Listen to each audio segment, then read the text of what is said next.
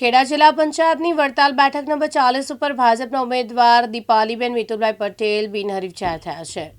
અગાઉ તેઓ વલતાડ ગ્રામ પંચાયત ખાતે ડેપ્યુટી સરપંચ તરીકે ફરજ બજાવી ચૂક્યા છે। તેમના કાર્યકાળ દરમિયાન અનેક વિકાસના કાર્યો સફળતાપૂર્વક કર્યા હતા। સ્થાનિક સ્વરાજ્યની ચૂંટણીમાં જેમાં ઉત્સાહનો માહોલ જોવા મળી રહ્યો છે। જી, આપનું નામ અને જિલ્લા પંચાયતની સીટ ઉપર આપ બિનહરીફ થયા છો। કયા નંબરની સીટ ઉપર બિનહરીફ થયા છો? 40 નંબરની વડતાલ સીટ આપશે।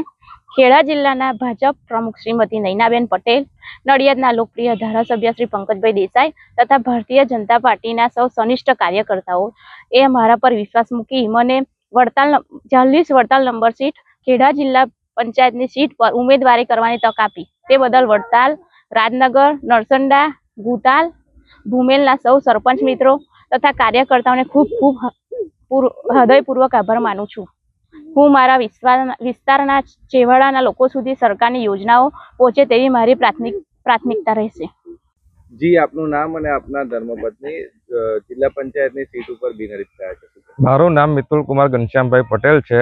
હું ભારતીય જનતા પાર્ટીનો સક્રિય કાર્યકર છું। મારા પત્ની દીપાલીબેન મિતુલ કુમાર પટેલ કે જે અગાઉ વડતાલ ગ્રામ પંચાયતમાં 2021થી ડેપ્યુટી સરપંચ પદે પણ કાર્યરત હતા અને ભારતીય જનતા પાર્ટી ગુજરાત પ્રદેશ પ્રમુખ આદરણીય જગદીશભાઈ વિશ્વકર્મા સાહેબ, ખેડા જિલ્લા ભારતીય જનતા પાર્ટીના પ્રમુખ શ્રીમતી નૈનાબેન પટેલ, અમારા વિસ્તારના લોકપ્રિય ધારાસભ્ય શ્રી પંકજભાઈ દેસાઈ તથા સંગઠનના સૌ પદાધિકારીઓએ મારી પત્ની પર વિશ્વાસ કરીને 40 ખેડા જિલ્લા પંચાયતની સીટ ઉપર ભારતીય જનતા પાર્ટીના મેન્ડેટ ઉપર ઉમેદવારી કરવાની તક આપી તે બદલ હું ભારતીય જનતા પાર્ટી સંગઠનના સૌ કાર્યકર મિત્રો તથા મારા વિસ્તારના વડતાલ, નરસંડા, રાજનગર, ગુતાલ અને ભૂમેલના સરપંચશ્રીઓ તથા ગ્રામજનોનો ખૂબ હૃદયપૂર્વક આભાર માનું છું તથા મને આ સીટ 40 વડતાલ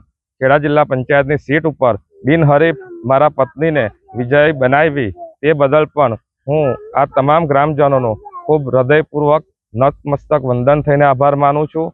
બીજું કે આવનારા સમયમાં અમારા વિસ્તારની તમામ સમસ્યાઓનું ઝડપથી નિરાકરણ થાય તથા સરકારની યોજનાઓનો લાભ છેવાડાના માનવી સુધી તથા આ વિસ્તારનો વિકાસ થાય તે માટે સતત અમે તત્પર રહીશું।